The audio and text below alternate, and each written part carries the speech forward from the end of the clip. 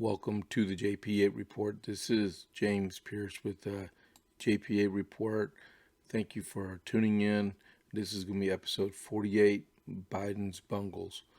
Over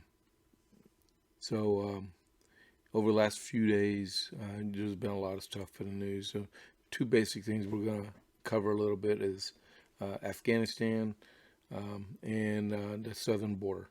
Okay. But this is episode 48, Biden's Bungle. Thank y'all for tuning in, and don't forget to subscribe and get notifications on however you view our podcast. Remember, I primarily go on Rumble, and then Podbean, and Podbean simulcast to YouTube. But please subscribe to one of them, get the word out, share, let people know what's going on. I'm not one of those famous celebrities out there that they can have a TV show and then all of a sudden they got a podcast. Leave this to some of us young people, as you may say, commoners. I have my own business and I work all the time, and I cut these when I can. But I thank y'all very much for watching me. I do have a lot to say sometimes. Just give me a chance and spread the word, please. This last episode got 31 views on it. It was episode 47, where those Texas donkeys. It's a good podcast. I'm still looking for those donkeys. They sure ain't around.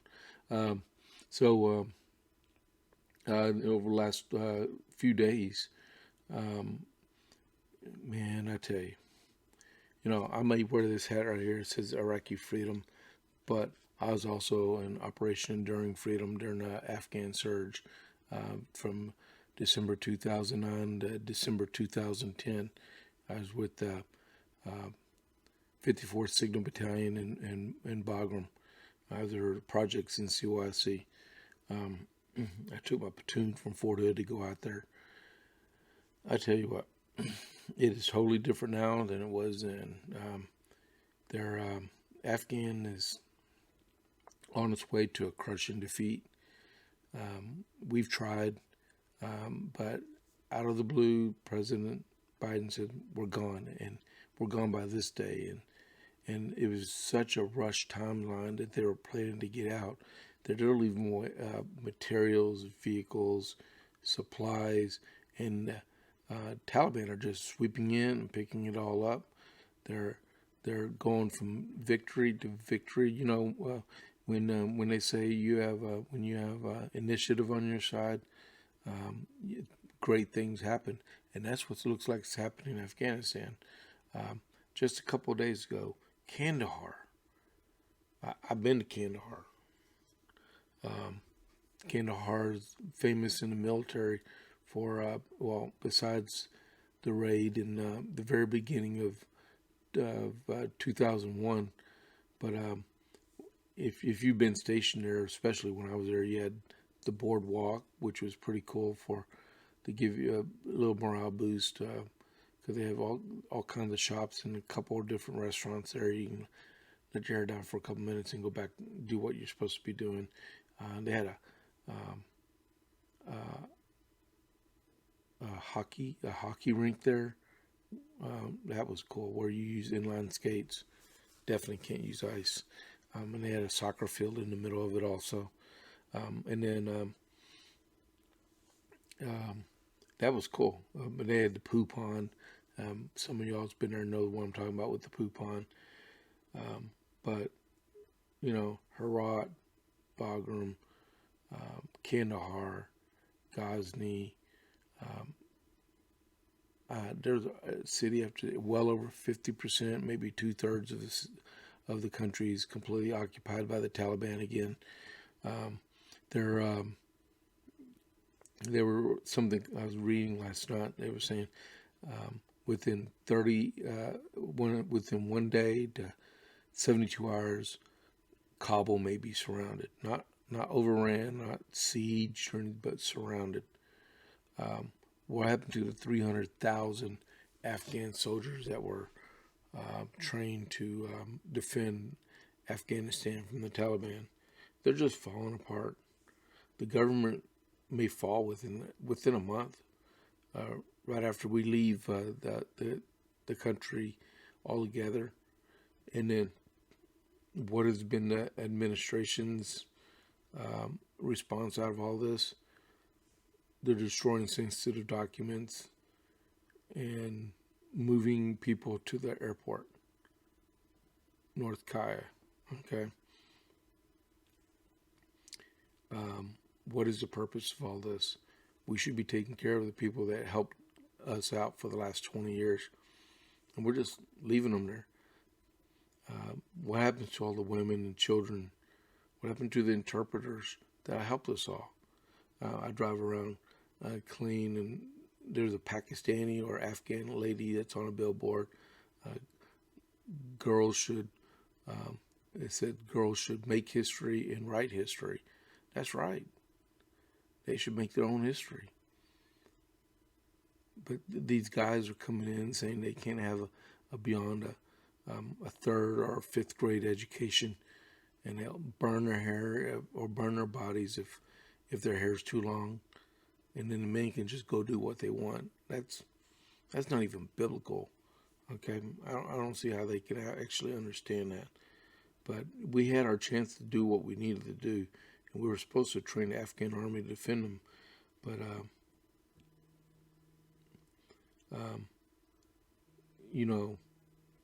some things happen, and sometimes things don't happen. But Joe Biden says that he's the best person for the job, but he hasn't made a good political decision in his entire career that he's been in politics. He's been on the wrong side of every foreign policy decision that's been made out there. Coming from Afghanistan to the southern border, anywhere, he is not making good decisions. In regards to Afghanistan. In Afghanistan, why are they doing the withdrawal in the middle of the fighting season? They could have done this in November or December when there's no fighting going on. Give the chance of the Afghan army a chance to reconstitute and prepare for the onslaught of the Taliban in the spring, when the spring offensives start. They didn't do it. They didn't do it. So, what's the price going to be? Terrorist organizations go back into Afghanistan and start training again? That they want to defeat us, or do they just completely fall apart in a what do you call it? I forgot what the ISIS people wanted. I'm at a loss for words right now. I'm just upset with what's going on. I spent a whole year of my life over there, and I know we can't spend a whole time over there, but it should have been done more strategically. You can't just announce to everybody you're leaving, and leaving in a hurry, and they're just going to take advantage of the situation. It doesn't make sense. It should never have happened. Let's see. Man, I cannot believe that place is surrounded. It's gonna end up going bad really quick. Biden even objected to the raid to take out Osama bin Laden. I'm glad Obama didn't listen to him. That could have turned out really, really bad. And then the next thing that's really important to me, and most people in Texas should be around the United States, the border, the southern border, the Rio Grande Valley. They confirmed there was 212,000 border encounters in the month of July. There was if you look at my political Facebook page I put up this morning, because I do a countdown on Biden's administration. the highlight I put on there today was there was Ray Mayorkas. He's the, I think his name is Ray, but Secretary Mayorkas, he said, we're going to lose. Okay? Well, we're going to lose the border crisis. That should never, ever, ever come out of the mouth of a politician. When you say out loud that we're going to lose, we lost. Okay? He doesn't know what's going on. He should resign. He's not doing President Biden any favors by staying there. And neither is Kamala Harris, our czar in name only, Cena. Okay? She was appointed by the president to do a job, and she never did it. And basically, she pawned off everything to the Secretary of Homeland Security. But he has his own job to do. She's supposed to stymie the immigration, the illegal immigration. He's supposed to secure the border and secure the homeland. Got a lot of responsibilities on him. But before Mayorkas went down to the southern border, they cleaned up the whole area. They moved illegal immigrants around. They cleaned up the sites, made it all nice and pretty, like you're getting ready for an inspection. All these immigrants disappeared. What happened with the spread of the virus? All those people that were infected, they were there. Where did they go? What state did they go? What cities did they go inside of Texas? They won't let us take pictures. The press.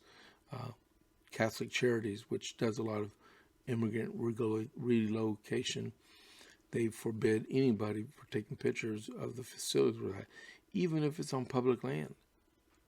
Public land is public land. It's not top secret material.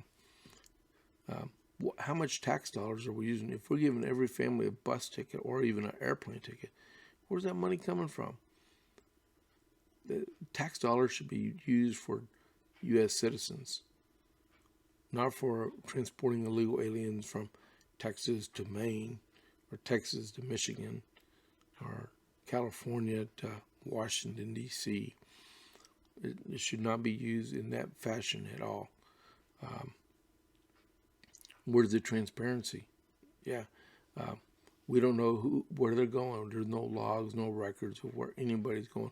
Are these people being cataloged or somehow done something to where when their court date comes up that they come back to Texas, really, for their court date? Or are they just going to disappear into the frontier? I mean, nobody knows what's going on. How are the cartels getting away with pushing drugs and guns and sex trafficking without being interdicted by the DPS and by federal agents? They're just sliding right through and doing what they want to do, bringing their fentanyl and their heroin and marijuana into the United States, and getting all of our kids and fellow citizens addicted to illegal drugs, and the young women and men being sexually exploited by the cartels and the people that actually pay through the cartels. How are these people coming up with the $15,000 or $20,000 to come across the border? Why are we just dealing with immigrants? Why are we not doing something about taking in these cartel members? It should be a clear and present danger to the United States with these people coming over. AMLO, the president of Mexico, what is he doing? How does 1 million people traverse from south to north in his country and he doesn't do nothing about it? Can you imagine the crime that's moving across the country? I think they got to move like 1,200 miles from Guatemala all the way up to Texas and California. It's hard to get to California from Guatemala because you got to go across the Baja. But still, there's no security going on in the frontier. Texas's response is the governor says if they suspect someone is moving illegal aliens and they're infected with virus, that we're going to stop them. Well, that was a good deal. We're going to stop them, charge them with trespassing and put them in jail, or stop the vehicles that they're in if they suspect that they're infected people that are moving away from the border area. But guess what happened? Somebody filed a lawsuit. It's always what happens in our country. Someone doesn't like something. And what do? They go file a lawsuit. Nobody knows what's going on, because you blink and there's a lawsuit. I mean, like Governor Abbott. Governor Abbott has JP8 about mask mandates, that mask mandates won't be enforced at any government facility. Voluntary, yes. Mandatory, no. And then, so you go to an ISD or a courthouse, and you got people just saying, "No, we're having a mask mandate. I don't care what the governor says." Really, if you're an elected official, you took an oath of office saying that you will obey those orders that are coming from the governor, unless they're unconstitutional. And the executive order only pertains to to state property. Okay, public property. I'm sorry. It. Everywhere you look, you see lawsuit for this, lawsuit for, even with the donkeys. There's an arrest warrant for 52 of them out there now. And what do? They file a lawsuit, so they can't be arrested. And all they do is go judge shop until they find a judge. And then Texas Supreme Court says, no, you can't be arrested. Well, that came out yesterday, but no one's been arrested. We still lack a quorum in our state house. That should be a non-starter already. Go arrest their butts and bring them in. Okay, I really got off subject at that point. If you're an elected official and you're watching this and you want to defy the government's executive orders, just remember the oath you took. Okay. Just think about that oath you took. Okay, to the governor, to the president. Okay, and ignoring the Supreme Court ain't going to help you. Okay, it won't. Not even on the federal government. And like the president. We were talking about him just a few minutes ago when it came to the border and for Afghanistan. How does, when the Supreme Court says the eviction moratorium is unconstitutional and can't be implemented, and then he says we're going to do it anyway? Shouldn't that be an impeachable offense? Who's fooling who at this point? We have a lot going on in our country. We have a president that he's dropped the ball on national security. He's dropped the ball on domestic security. He thinks he's a dictator. He's a socialist. And you show me a Democrat that's not a socialist, and we'll have to see about that. But he is,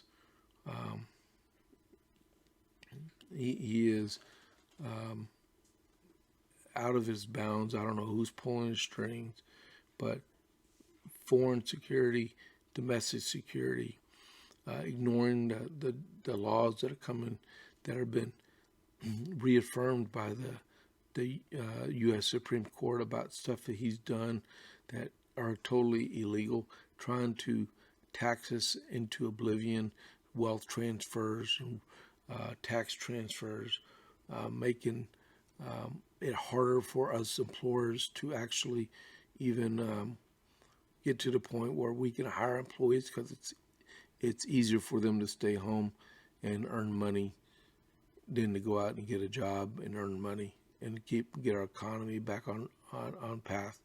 Maybe he's waiting for it to get bad enough where he can blame it all on Trump and then take credit for the recovery. That might be it. That might be it. We'll see on one of these days when the truth finally comes out. And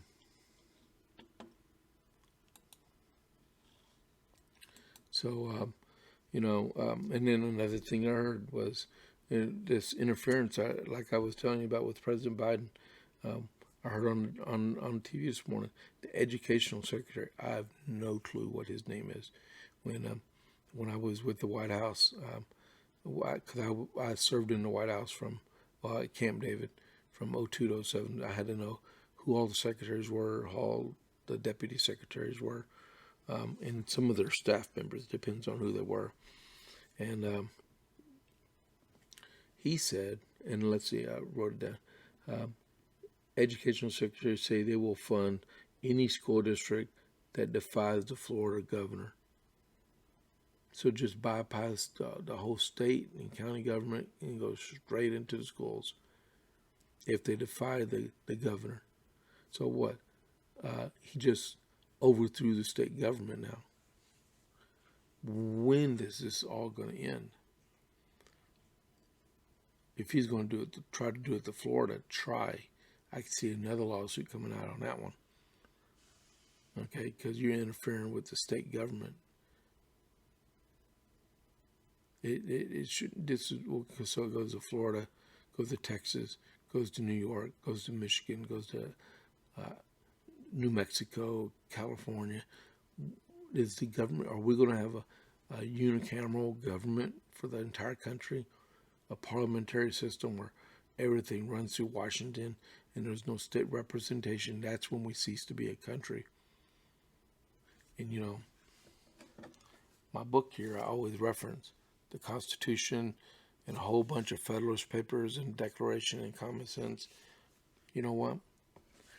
A lot of people fought and died for that. We have over 2 million people, I believe, 1 or 2 million, I can't remember right now. I think 1.2 million people have died in the defense of our country. And we're going to throw it all away for, you could call, I won't even go there. Some people get mad if I was going to say what I wanted to say. But, we have a lot to do. We have to stand up for our rights and make sure the roughly 3,000 or 4,000 people that died in Afghanistan didn't die in vain. And those tens of thousands of Afghanis that are about to die, that they don't die in vain. We need to protect them. I ain't saying go and occupy the country, but we need to make it clear that to the Taliban that we're not going to tolerate them abusing the rights of their citizens. Okay? We have no control what kind of government they have in our country, but we can control how they treat their citizens. Okay? And with our own country, how do you put 2 million people in our country without knowing who they are or where they're going? I mean, every month, let's see, this last month, a city the size of Waco went through the southern border. Unbelievable. Where do you put those people? What kind of strain do they have on our employment situation? The wages that we pay people, the benefits we give people, they got to be supported. Their kids got to be educated. By federal law, every kid in our country is supposed to receive an education. So if someone comes from the southern border area and they what do you call it? Don't speak any English. Now you need someone to speak Spanish and English to teach them. And so, that's my 2 bits for the day. Hopefully y'all get something out of it. As Afghanistan, like a buddy of mine, Mike McMurray, he does the first branch. He said on his, the last war we won was the Persian Gulf War, which I was part of also. And we ain't won. We've negotiated our way out and just gracefully left after we won some battles and stuff. But Afghanistan is turning out completely different. And like they said, Afghanistan is the graveyard of empires. And I guess our ACH helmet is going to be the next to be on display. And we should never have built a nation out of Afghanistan. We should have went in there, extracted our revenge, made sure Taliban couldn't come back, and then help them, but leave. And we got sucked into a meat grinder of a situation with no hope, and we're about to get a whole bunch of Afghan civilians killed, and we should never let that happen. Okay, so food for thought. So until the next time, I'll catch you on the flip side. And this is James Pierce with JP8 Report. I'm out.